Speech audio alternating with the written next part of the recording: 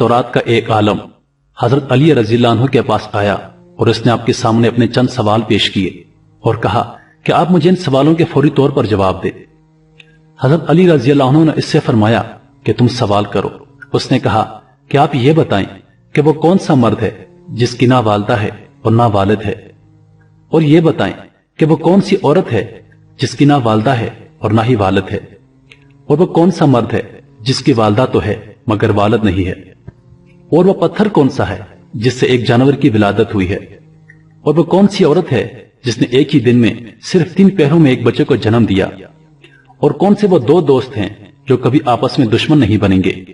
और वो कौन से 2 दुश्मन हैं जो कभी दोस्त नहीं बनेंगे।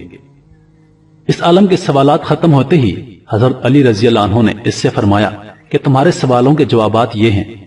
कि वो मर्द जिसकी ना वालदा है और ना वालिद वो हजरत आदम अलैहिस्सलाम हैं, और वो औरत जिसकी ना वालदा है और ना ही वालिद वो हजरत बीबी हवा अलैहिस्सलाम है। जिस पत्थर के बारे में तुमने पूछा है वो पत्थर है जिससे हजरत सालेह अलैहिस्सलाम की ऊंटनी की पैदाइश हुई थी,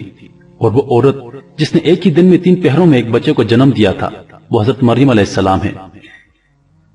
जिनको एक पहर में हमल ठहरा, दूसरे पहर में ज़चगी का दर्द हुआ, और तीसरे पहर में हजरत ईसा अलैहिस्सलाम की विलादत पाक हो गई।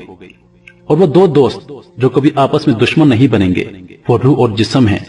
और वो दुश्मन जो आपस में कभी दोस्त नहीं बनेंगे मौत और जिंदगी हैं।